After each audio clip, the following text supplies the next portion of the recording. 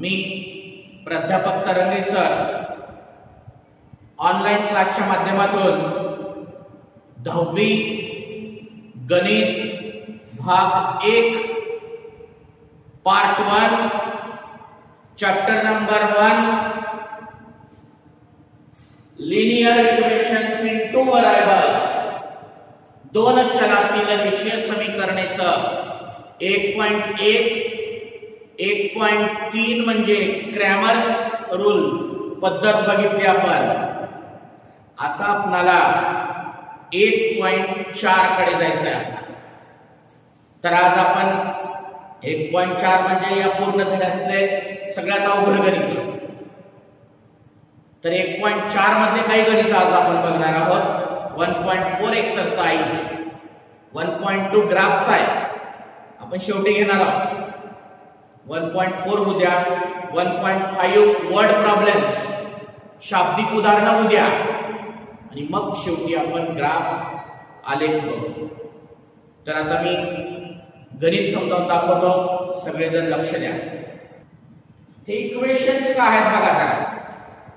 4x plus 5y is equal to 7 comma इथपर्यंत एक equation आहे। 3x plus 4y is equal to 5 हे दुसरं इक्वेशन आहे। x y आहे, आपण एकाला 1 आणि एकाला 2 नाव देऊ। 4x plus 5y is equal to 7 equation number 1। 3x plus 4y is equal to 5 equation number 2। आतापर्यंतचे एक्झाम्पल आणि या एक्झाम्पल मध्ये काय आहे, हे जे x आणि y आहेत हे कधी डिनॉमिनेटरला नव्हते, फ्रॅक्शन मध्ये होतं, अपूर्णांकात होतं। आपण तो अपूर्णांक कसा काढायचा हे मी बघितलं, पण x आणि y हे कधी डिनॉमिनेटरला नाहीत। तर हे x आणि y हे डिनॉमिनेटरला असल्यामुळं, छेदस्थानी असल्यामुळं हे प्रॉब्लेम सोडवण्याची एक वेगळी पद्धत आहे। ती कोणती आहे? हे 1/x आणि 1/y, 1/x आणि 1/y ह्याच्या ठिकाणी एक नवीन चल ठेवू, एक नवीन व्हेरिएबल ठेवू आणि मग गणित सोडवू। पुन्हा ते ठेवलेले व्हेरिएबल परत घेऊ आणि उत्तर काढू। आता बघा मी काय करतो। Substitute 1/x is equal to m and 1/y is equal to n। 1/x बरोबर m आणि 1/y बरोबर n ठेवून, म्हणजे ठेवते त्याला सांगा काय 4 1/x च्या ठिकाणी m म्हणजे 4m अधिक 5 1/y च्या ठिकाणी n 5n बरोबर 7 ह्याला नाव 3। ह्याला असंच 1/x च्या ठिकाणी ठेवूया 3m, 1/y च्या ठिकाणी ठेवूया 4n बरोबर 5। समीकरण नंबर 4। एवढाच भाग तुमच्यासाठी या गणितामध्ये नवीन आहे। जे छेदस्थानी x आणि y होते, डिनॉमिनेटरला जे x आणि y होतं, त्याच्या ठिकाणी एक नवीन व्हेरिएबल, नवीन चल ठेवलं आणि ते इक्वेशन आपल्याला सोडवण्यासारख्या पद्धतीमध्ये बदलून घेतो। 4 1/x ला m, 5 1/y ला n 7, 3 1/x ला m, 4 1/y ला n बरोबर 5 समीकरण 4। आता हे 3 आणि 4 कसं सोडवायचं माहिती का? आपण ज्या पद्धतीने मागे गणित सोडवलं होतं, इक्वेशन सोडवलं होतं त्या पद्धतीने. आता तुम्हाला या ठिकाणी m सारखं करा आहे का? नाही. n सारखं आहे का? नाही. कोणतं सारखं करावं? कोणतं बी सारखं करायचं असलं तर दोघांना बी मल्टिप्लाय करावं लागेल आणि दोघांचं बी साइन सारखं असल्यामुळे सबट्रॅक्शन. मी हे n सारखं करतो. कोणतं? n. ह्याला 4 ला 4 ने मल्टिप्लाय करतो. 4 5 is 20 आणि याला 5 ने मल्टिप्लाय करतो. 5 4 is 20 आणि साइन सेम आहे म्हणून सबट्रॅक्शन वजाबाकी. बघा मी 3 ला 4 ने व मी 4 ला 5 ने गुणून वजाबाकी केली. सेमीसाठी लिहितो वाक्य. Multiply equation 3 by 4 and equation 4 by 5 and subtract. बघा आता इक्वेशन 3 ला 4 ने गुणायचं आहे. 4 ने म्हणजे 4 4 is 16m, 4 5 is 20n, 4 7 is 28. 4 Chowk 16m, 4 पंचे 20n, 4 7 28. याला 5 ने. 5 3 is 15m, 5 4 is 20n, 5 5 is 25. 5 3 15m, 5 Chowk 20n, 5 5 25. वजाबाकी करू. वजाबाकी करताना आपण चिन्ह बदलतो. आठवण आहे का? बघा 16m मधून 15m गेले m, 20n मधून 20n गेले कट झाला. 28 मधून 25 गेले 3.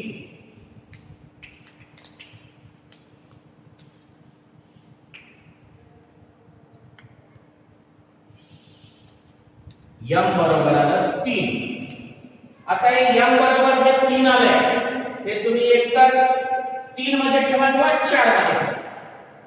त्याच्यासाठीच substitute m is equal to 3 in equation 3. m बरोबर 3. मी 3 मध्ये ठेवून काय सांगा बरं? 3 4m plus 5n is equal to 7. 4m अधिक 5n बरोबर 7. इथे m ची किंमत 3. 4 गुणिले 3 अधिक 5n बरोबर 7. 4 त्रिकम 12 अधिक 5n बरोबर 7. हे 12 तिकडे गेलं. 7 minus 12, 5n is equal to minus 5, n is equal to minus 5 by 5, n is equal to minus.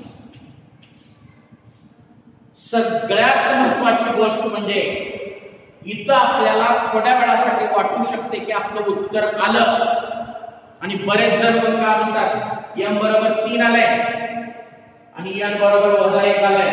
गडबड करून उत्तर लिहितात. पण हे उत्तर नाही.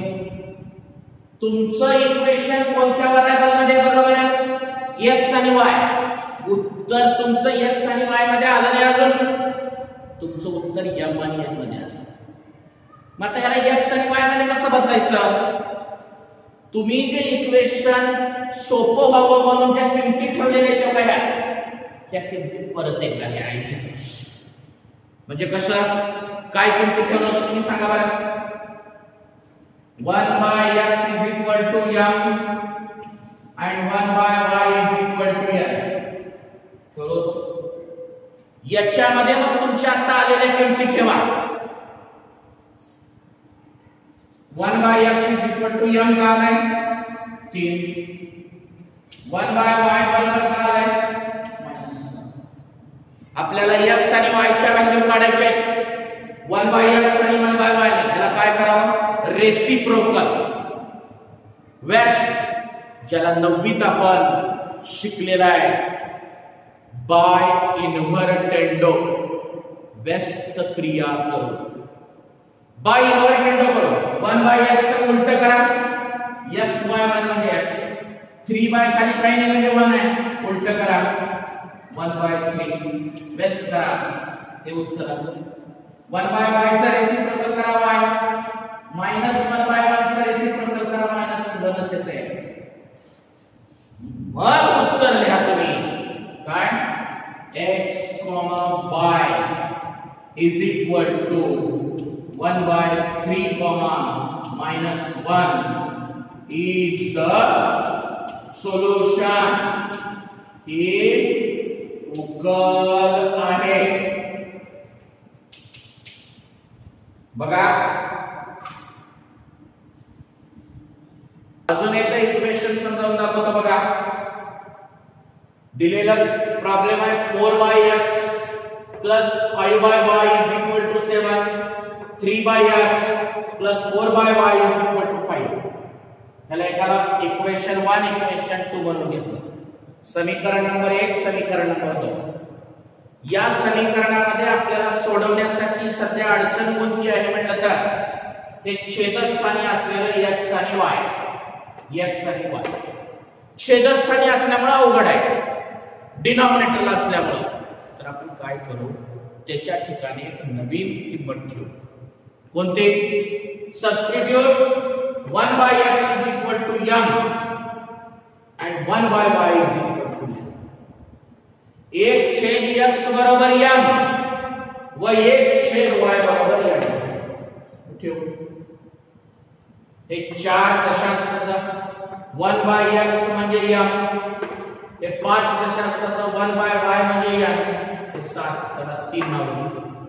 हे 3 दशांश तसा 1/x म्हणजे m. 4 दशांश तसा 1/y म्हणजे n बरोबर 5. 3 आणि 4. आता ह्याच्या पुढे काही अडचण नाही. आपण कसं आपल्या पहिल्याच्या पद्धतीने कोणते पद सारखे m चे का n चे कुठलेच नाही. m जरी सारखं करावं म्हणलं तर दोघांना बी गुणावं लागतंय. n सारखं करावं म्हणलं तरी बी दोघांना गुणावं लागतंय आणि वजाबाकीच करावं लागतंय दोघांसाठी. म्हणून मी ठरवलं की मला n सारखं करायचं. n ची टर्म सेम करायची आहे मला. म्हणून मी काय करणार ह्याला 4 ना 4 25 आणि ह्याला 5 ना 5 20 म्हणजे सोपंच आहे. ह्याला 4 ना मल्टिप्लाय 4 5 = 20 ह्याला 5 ना 5 4 = 20. समी 3 ला 4 ने व समी 4 ला 5 ने गुणून वजाबाकी केली. सेमी आणि इंग्रजी माध्यमाच्या काय लिहायचं बघा मल्टिप्लाय इक्वेशन 3/4 आणि इक्वेशन 4/5 वर सबस्ट्रॅक्ट करू. मल्टिप्लाय बघा 3 ला 4 4 4 = 16 m 4 5 = 20 m 4 7 = 28. इक्वेशन 4 ला 5 5 3 15 m 5 चौक 20 m 5 5 25. सबट्रॅक्शन आपण साइन चेंज केलं 16 m मधून 15 m गेले m कट झालं 28 मधून 25 गेले 3 आलेली व्हॅल्यू 3 किंवा 4 मध्ये ठेवा. तुम्हाला तिथं ठेवा. मी ठेवलो 3 मध्ये. 3 आहे 4m + 5n = 7 4 * 3 या इज इट इज 12 इकडाला -5 एक इकडे आलं. इथं चूक होतेच. मी परत सांगलं पण आपल्याला सवय पडली राहते. असं आलं की आपण लगेच म्हणतो उत्तर लिहितो. पण जिथं अशा किमती ठेवलेल्या आहेत त्या किमती परत एकदा इकडे घ्या, रिपीट करा. काय जे ठेवलं ते घ्या. म्हणजे तुमचं गणित कुण्या व्हरायबल मध्ये x आणि y, उत्तर कुण्या व्हरायबल मध्ये आलं पाहिजे x आणि y. आता सध्या कुठे आलं m आणि n, त्याच्यामुळे तुम्ही जे ठेवलं होतं ते परत घ्या. 1/x is equal to m and 1/y is equal to n. 1/x is equal to m किती आले 3, 1/y is equal to n किती आले -1. हे 1/x 1/y ला रेसिप्रोकल करू, इन्व्हर्टेंडो व्यस्त क्रिया करू. त्याला व्यस्त केले की x होते 3/1 चं 1/3 होते, 1/y चं y, -1/1 चं उलट केलं तर -1/1 म्हणजेच मायनस होत जाते. मग उत्तर द्या, मग तुम्हाला ॲक्युरेट मार्क मिळतील. एकदा बघून घ्या, व्यवस्थित बघा, गणित लिहून घ्या, कारण खूप महत्त्वाचं गणित आहे.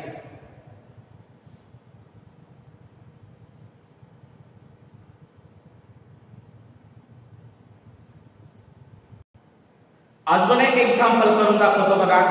सेम तशाच पॅटर्नचं एक्झाम्पल आहे. 2/x minus 3/y is equal to 15. 8/x plus 5/y is equal to 77. आता आपण याला एकाला इक्वेशन 1 आणि एकाला इक्वेशन 2 असं नाव बघा. 2/x minus 3/y is equal to 15, equation number 1. 8/x plus 5/y is equal to 77, equation number 2. एकाला समीकरण नंबर 1 आणि एकाला समीकरण नंबर 2 नाव दिल्यानंतर हे जे खाली डिनॉमिनेटरला x आणि y आहे, हे जे डिनॉमिनेटरला छेदस्थानी x आणि y आहे, ह्याच्या ठिकाणी आपण एक नवीन चल, नवीन व्हरायबल ठेवू. Substitute 1/x is equal to m and 1/y is equal to n. बघा 8m सॉरी 2m, 1/x च्या ठिकाणी m वजा 3n बरोबर 15. समीकरण नंबर 3. 8m 5n बरोबर 77. समीकरण नंबर 4.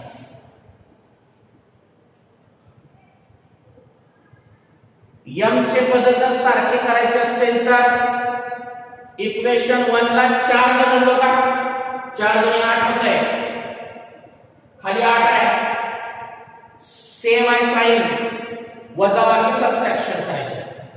n म्हणल्यावर दोघांना वेगळं बसावं लागते, दोघांना मल्टिप्लाय करावं लागते. आपण m च सारखं करू. कसं बघा, समी 3 ला 4 ने गुणून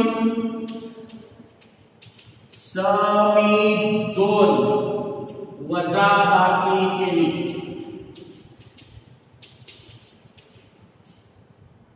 मल्टीप्लाय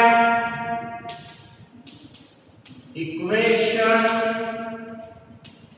3/4 and subtract इक्वेशन 4. बघा 3 ला 4 ने गुणो, 4 2 8, 4 त्रिकम 12, 15 चौक 60, 4 दशांश कसं 8m अधिक 5n बरोबर 77. सबट्रॅक्शन वजाबाकी करताना चिन्ह बदलावे लागतात.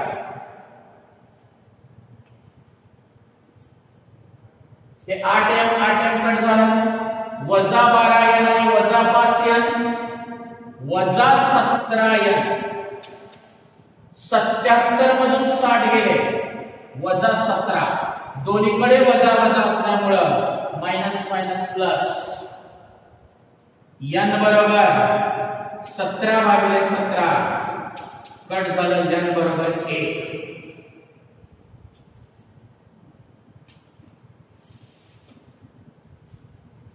आता ही आलेली किंमत तुम्ही 3 किंवा 4 मध्ये ठेवा. मी 3 मध्ये ठेवतो. Substitute n is equal to 1 in equation 3. n बरोबर 1 समी 3 मध्ये ठेव.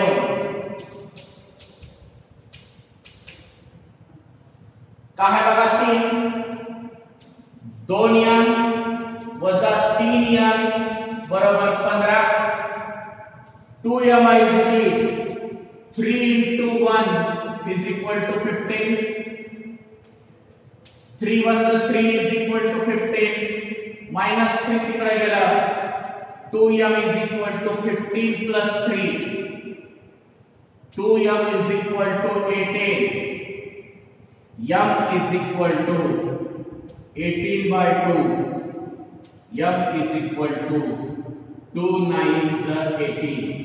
92 18. परत उत्तर लिहायची घाई होते, विसरून जाते ते ठेवायचं आणि उत्तर लिहून टाकतो.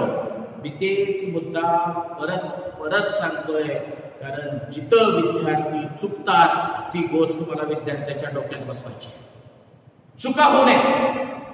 मग इथं झाल्यानंतर तुमचं गणित कोणत्या व्हरायबल मध्ये? x आणि y. उत्तर आले का x आणि y मध्ये? नाही. म्हणजे अजून आपलं गणित संपलेलं नाही, प्रॉब्लेम संपलेला नाही. तुम्ही जे व्हॅल्यू घेतला त्याला काय करायचं? 1 by x is equal to m, 1 by y is equal to n. आलेल्या किमती ठेवू. 1 छेद x बरोबर m काय बघा 9. 1 छेद y बरोबर n काय बघा 1. आता म्हणल्यासारख्याला इन्व्हर्टेंडो करा, व्यस्त करा. 1 by x say x, 9 by 1 ला उलट केलं 1 by 9. 1 by y चा व्यस्त y, 1 by 1 ला 1 केलं आणि उत्तर देताना x, y बरोबर ब्रॅकेट मध्ये 1 by 9, 1 1 छेद 9, 1 हे दिलेल्या समीकरणाचे उकल आहे. ही उकल आहे, इज द सोल्युशन. एकदा व्यवस्थित लिहून घ्या गणित.